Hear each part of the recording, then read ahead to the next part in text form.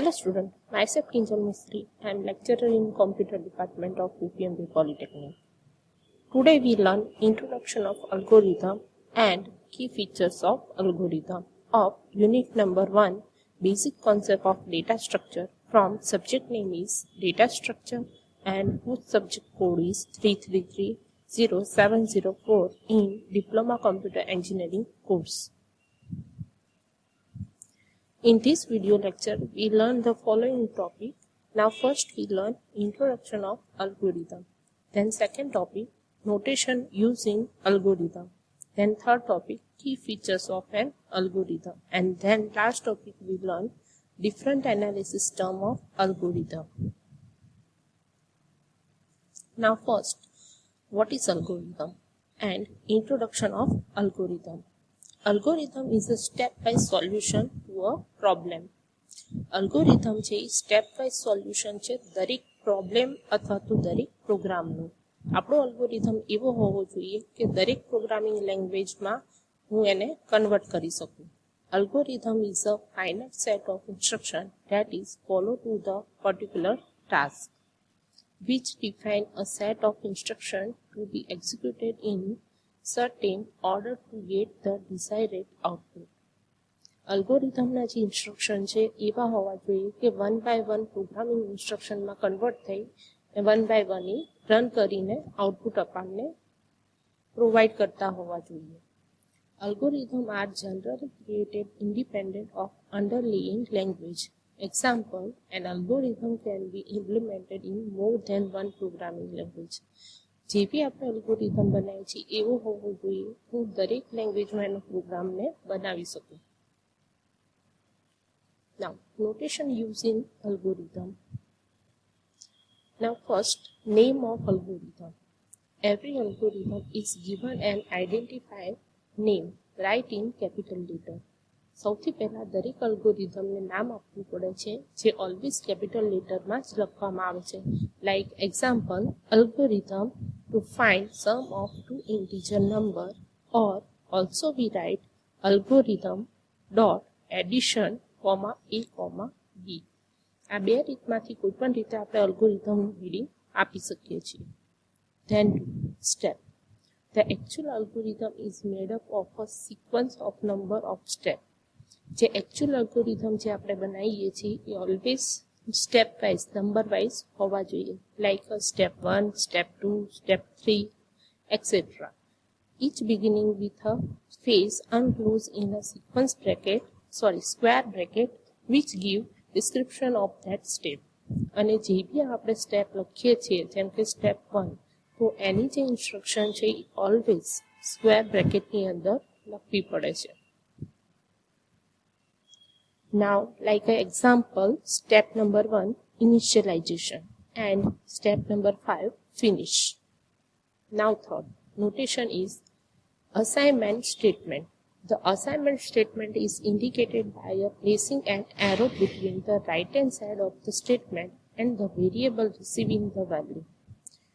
Assignment statement मतलब कोई भी वेरिएबल ने वैल्यू असाइन करवी अल्गोरिथम ની અંદર તો એ ઓલવેઝ એરો સાઇન થી આપણે યુઝ કરીને વેલ્યુ લખી શકીએ છીએ. Like example, a arrow 10, then b arrow 20.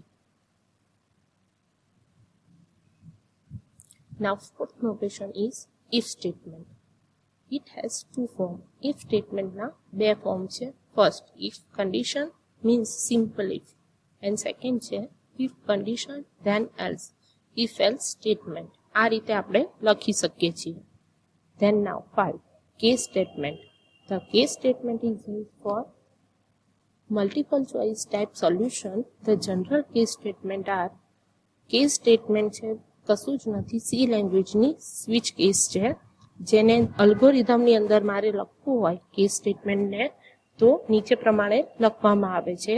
Like this, select case, case value 1, case value 2, case value n, and last default.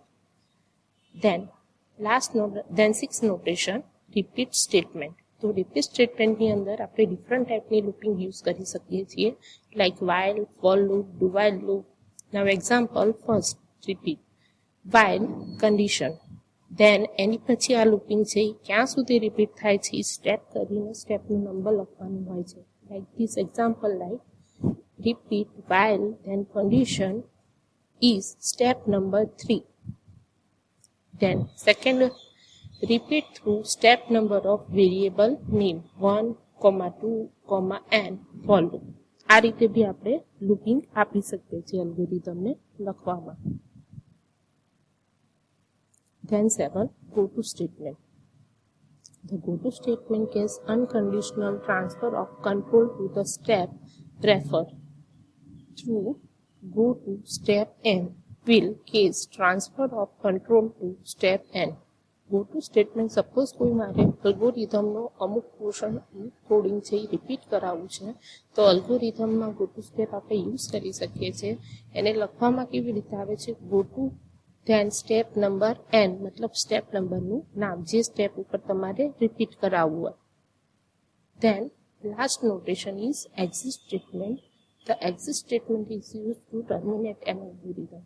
Suppose મારે અલ્ગોરિધમને સ્ટોપ કરવું છે, બંધ કરવું છે, મારે અલ્ગોરિધમ અહીંયા મારો સ્ટોપ થાય છે ત્યારે એક્ઝિટ સ્ટેટમેન્ટ લખવામાં આવે છે. It is usually last step of algorithm, અને આ છે અલ્ગોરિધમનું છેલ્લું સ્ટેપ હોય છે always.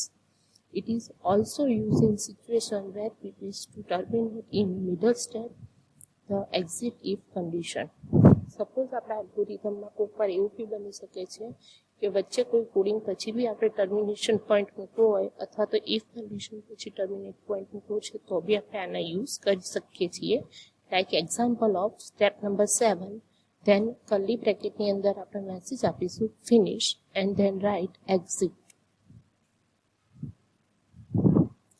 Now then example of algorithm. તો અહીંયા આપણે એક એક્ઝામ્પલ લઈને સમજીએ કે અલ્ગોરિધમ ડેટા સ્ટ્રક્ચર લેંગ્વેજમાં કેવી રીતે લખવામાં આવે છે.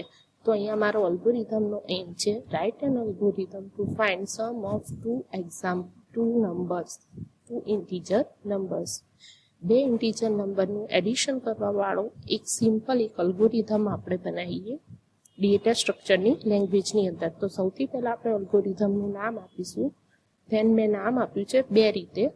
સૌથી પહેલા છે અલ્ગોરિધમ, ધેન ડોટ કરીને find sum of two numbers. Suppose આ રીતે નેમ નથી આપવું તો આપણે આ રીતે બી આપી શકીએ છીએ, અલ્ગોરિધમ ડોટ મેં નામ આપી દીધું એડિશન, અને કૌંસની અંદર અલ્ગોરિધમમાં મારા જે મેઇન મહત્વના વેરિયેબલ છે એ વેરિયેબલ કૌંસમાં મેં ડિક્લેર કર્યા a, b. ધેન હવે જેટલા બી વેરિયેબલ મારા અલ્ગોરિધમની અંદર હું યુઝ કરીશ એને સૌથી પહેલા હું ડિસ્ક્રાઇબ કરીશ. તો a is a variable to store value of a, b is a variable to store of value of b, and sum to store the final result value. હવે અલ્ગોરિધમ આપણો સ્ટાર્ટ કરીએ લખવાનો. તો સૌથી પહેલા સ્ટેપ નંબર 1, અને than આપણે message આપશું એંગલ બ્રેકેટની અંદર, સ્ક્વેર બ્રેકેટની અંદર initialization. Then read a and b, or a is equal to 10, then b is equal to 20. Suppose આવું નથી કરવું તો a અને b ની વેલ્યુ આપણે સ્ટેટિક પણ આપી શકીએ છીએ. રીડ મતલબ કે a અને b ની વેલ્યુ ડાયનેમિકલી એન્ટર કરી શકીએ છીએ. ધેન સ્ટેપ નંબર 2, પરફોર્મ સમ ઓપરેશન. હવે સમ ઓપરેશન આપણે પરફોર્મ કરશું તો એની માટે મેં ઇક્વેશન લીધેલું છે, sum is equal to a plus B. તો અહીંયા ઇક્વલની બદલે એરોથી રિપ્રેઝન્ટ થાય છે, એટલે sum arrow a plus B. Then step number 3, display the sum value. હવે મારો જે આન્સર આવ્યો છે સમ વેરિયેબલમાં સ્ટોર છે, તો હવે ડિસ્પ્લે કરવા માટે અહીંયા અલ્ગોરિધમમાં રાઇટ ફંક્શનનો યુઝ થાય છે, એટલે આપણે લખીશું write sum. And then last step મારા algorithm finish and exit. Now key features of an algorithm. Now there are following 5 key features of algorithm. Now first, input. Input is a quantity which are given to it initially before the algorithm become. Input છે એ one type of variable ની value છે કે જે initially આપણે દેવી પડે છે. Then output. Output is a quantity which have a specified relation to the input. જે મુજબ આપણે ઇનપુટ આપેલું છે એ મુજબ આપણને આઉટપુટ મળે છે કોઈ પણ અલ્ગોરિધમનું. Then definition. Each step of algorithm must be properly defined. અલ્ગોરિધમના દરેક સ્ટેપ છે પ્રોપરલી ડિફાઇન હોવા જોઈએ. Then finiteness. An algorithm must always terminate after a finite number of steps. Algorithm થી properly step પછી complete finish થતો હોવો જોઈએ. Then effectiveness. All the operation to be performed in the algorithm must be sufficient. જે બી આપણે operation કે જે બી આપણે સ્ટેપ લખીએ છીએ પરફેક્ટ મેનર્સમાં ઇફેક્ટિવ મેનર્સની અંદર હોવા જોઈએ. નાઉ ડિફરન્ટ એનાલિસિસ ઓફ અલ્ગોરિધમ. હવે સપોઝ મારા અલ્ગોરિધમને મારે એનાલિસિસ કરવું છે, બેસ્ટ છે, વર્ક્સ છે, તો આ ડિફરન્ટ ટાઈપના ટર્મ્સ છે એ યુઝ કરવામાં આવે છે. એમાં ફર્સ્ટ છે times complexity. Now, times complexity of an algorithm represents the amount of time required by the algorithm to run to completion. જે અલ્ગોરિધમને લખવા માટે એમાઉન્ટ ઓફ ટાઈમની જરૂર પડી એને કહેવામાં આવે છે times complexity. Then, space complexity. Second definition, space complexity of an algorithm represents the amount of memory space required by the algorithm in its life cycle. એના અલ્ગોરિધમના લાઈફ સાયકલની અંદર એને સ્ટોર કરવા માટે જે મેમરી સ્પેસની જરૂર પડી છે એને કહેવામાં આવે છે space complexity. Then third definition, asymptotic notation. Asymptotic notation is a way of expressing the cost of an algorithm. જે અલ્ગોરિધમનું કોસ્ટ છે કહેવામાં આવે છે asymptotic notation. Then bigger notation. Bigger notation is a particular tool for accessing algorithm efficiently. Bigger notation છે એ particular tool છે કે જેના base ઉપર હું અલ્ગોરિધમની ઇફિશિયન્સી એક્સેસ કરી શકું છું. Bigger notation is an effort used to show how program need refers relative to their input size. Now 5. Then we discuss best case time complexity. Best case time complexity of the algorithm is the function defined by the minimum number of operations performed to the algorithm. અલ્ગોરિધમને perform કરવા માટે જે minimum સ્ટેપના operation આપણે લખીએ છીએ તો આવા અલ્ગોરિધમને best case time complexity algorithm કહેવાય છે. Then 6. Worst case time complexity. Worst case time complexity of the algorithm is the function defined by the maximum number of operations performed to the algorithm. અલ્ગોરિધમને લખવા માટે આપણે ઓપરેશનના maximum number operation લખીએ અલ્ગોરિધમને તો એને વર્સ્ટ કેસ ટાઈમ કોમ્પ્લેક્સિટી કહેવામાં આવે છે એવા અલ્ગોરિધમને. Then average case time complexity. Average case time complexity of the algorithm is the function defined by the average number of operations performed to the algorithm. અલ્ગોરિધમને લખવા માટે average step number of operation આપણે લખીએ તો એવા અલ્ગોરિધમને average case time complexity કહેવામાં આવે છે. Thank you so much for watching this video.